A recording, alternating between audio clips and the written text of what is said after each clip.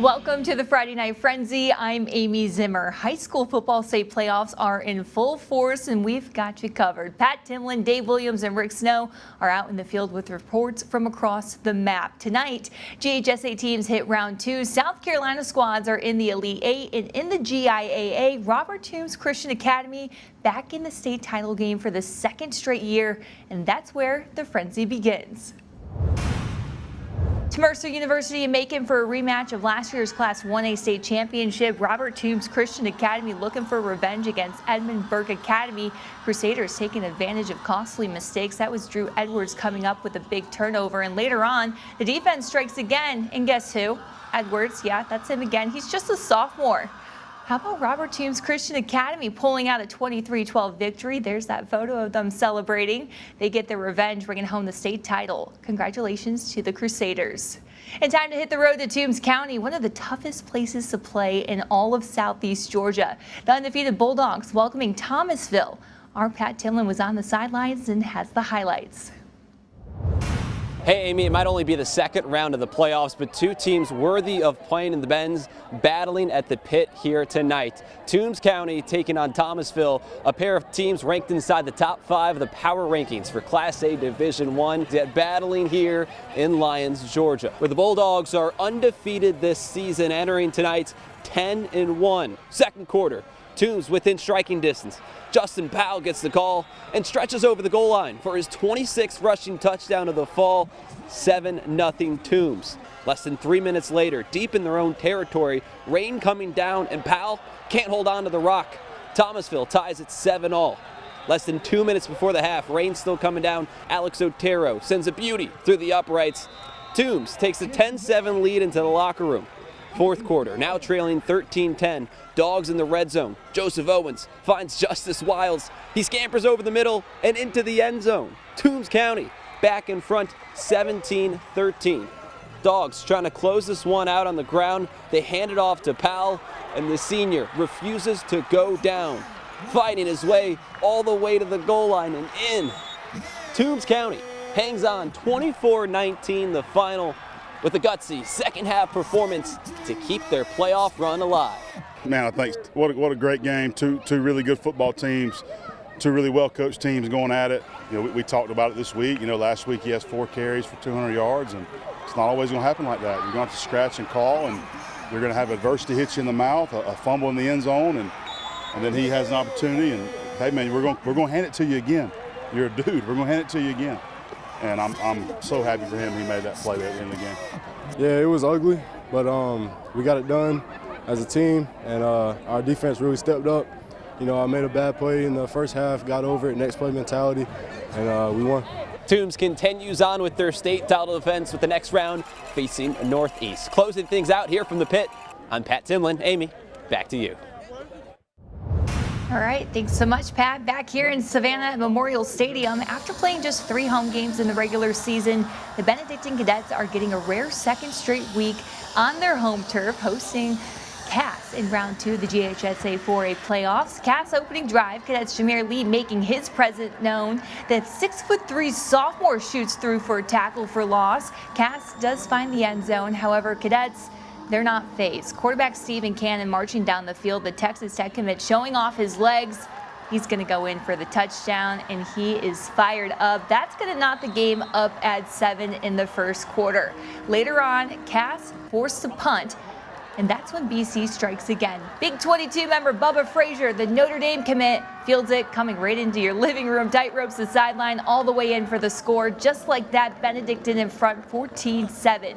That would be the score at the half, and the Cadets slammed the door with one more score to make it 21-7. Benedictine the final. They're on to the Elite 8. Get another home date at Memorial Stadium with Central Carroll coming to town next Friday. The South Carolina High School League state playoffs nearing the finish line. Hilton Head Island just 2 wins from punching their ticket to the state championship game. Tonight, their toughest test yet, with Gray Collegiate Academy visiting the Nest. Our Dave Williams was there and has the highlights. Amy, tonight here on Hilton Head Island, the host Hilton Head Seahawks, winners of 10 in a row overall, were looking to remain unbeaten for the season here at the Nest. However, that would be no easy task as their opponent here in the quarterfinals of the playoffs, Gray Collegiate Academy, well, they came in with a 9-game winning streak of their own. And to spotlight even more how similar these two teams are, each squad came into the game having scored 1 point shy of 500 on the season. But it took until the second quarter for those offenses to really get it in gear. Gray Collegiate already up 7-0. They add to that lead when Trayvon Williamson breaks through the pack and finds his way to the end zone, and Gray Collegiate had themselves a 14-0 lead. But the Seahawks offense finally got going. Derek Ranishevsky swings it out to Javen Risher, and he does work, matriculating all the way down inside the 5-yard line. Just a couple of plays later, Thaddeus Zarnecki would finish things off with a trip into the payoff pasture, and Hilton Head was within 7 at 14-7. It wouldn't take long, though, for the War Eagles to respond as quarterback Xavier Wright finds Royce Williamson for the touchdown, and once again, Gray Collegiate was back on top by 2 touchdowns, 21-7. But Hilton Head comes right back. On the ensuing kickoff, Thaddeus Zarnecki fields it, appears to be stopped, but breaks out of the pack, and no one is going to catch him from there. A 95-yard kickoff return, and Hilton Head was once again within 7 at 21-14. However, Gray Collegiate continued to answer. Trevon Williamson with another touchdown run for a 28-14 lead. They would eventually kick a late field goal to end Hilton Head's season with a 31-28 victory. On Hilton Head Island, Dave Williams, WJCL 22 News. All right, thanks so much, Dave. And then back in the Peach State, Savannah Christian had a bye in the opening round of the GHSA Private State Playoffs. The Raiders joined the action tonight, and our Rick Snow was there. Amy, Heritage Christian made the 5-hour trip from the northwest corner of Georgia all the way to Pooler Stadium to face Savannah Christian. To prepare for the postseason, the young Raiders played a tough schedule during the regular season and hope that pays dividends now in the playoffs.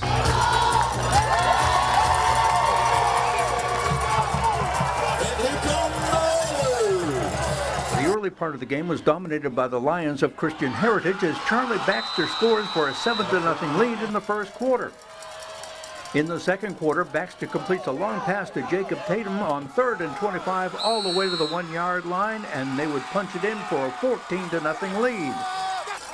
But the domination ended there as the Raiders pulled it together. Weston Hughes picks up 25 yards and a first down.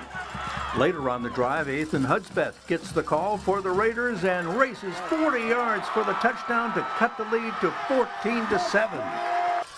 Approaching halftime, Blaze Thomas completes a pass over the middle to Hughes, and he picks up a huge first down. Then Thomas keeps it himself, and he spins out of a tackle, picks up 18 yards and a first down to the 12-yard line. Thomas caps the drive with a 2-yard keeper, and the game was tied at 14, and the Savannah Christian fans were celebrating. Trailing 14-7 in the third quarter, Thomas again calling his own number and scores from 8 yards out as the Raiders take a 21-17 lead and pull away to a 35-23 victory to move on to the third round. That will be on the road against top seed Fellowship Christian. From Pooler Stadium, Rick Snow, WJCL 22 News. Thanks, Rick. Another team coming off a first-round bye in GHSA Class Private, the Calvary Day Cavaliers. The Cavs haven't taken the field since Halloween, but you never know it. Opening drive, quarterback James Mobley going to fire over the middle. He finds Jalen Hicks. He's going to move the chains with a big first down. A few plays later, Mobley hands it to Zay Middleton. Solid blocking up front, giving him a path straight into the end zone. 2-point conversion makes it 8-0 Calvary Day. Kingsridge Christian answers to tie it at 7, but Cavaliers not worried and soon kick off. Big 22 member Emerson Lewis fields it. takes off, breaks left down the sideline. Yeah, he is gone. 90-yard return from the star junior with double-digit offers, including Auburn, Alabama, and Georgia Tech, just to name a few. Extra point makes it 15-7 from there. Calvary's offense just kept on rolling. They took a commanding 56-7 lead into the half, and Calvary Day closing it out 56-17, punching their ticket to the Class Private Elite 8. They'll face Whitfield Academy next Friday. All right, still to come on the Friday Night Frenzy, the Jenkins Warriors looking to stay on the state title track with another home playoff game. Highlights from that game plus the play of the week after the break. This is the Jenkins Marching Band, and this is the Friday Night Frenzy.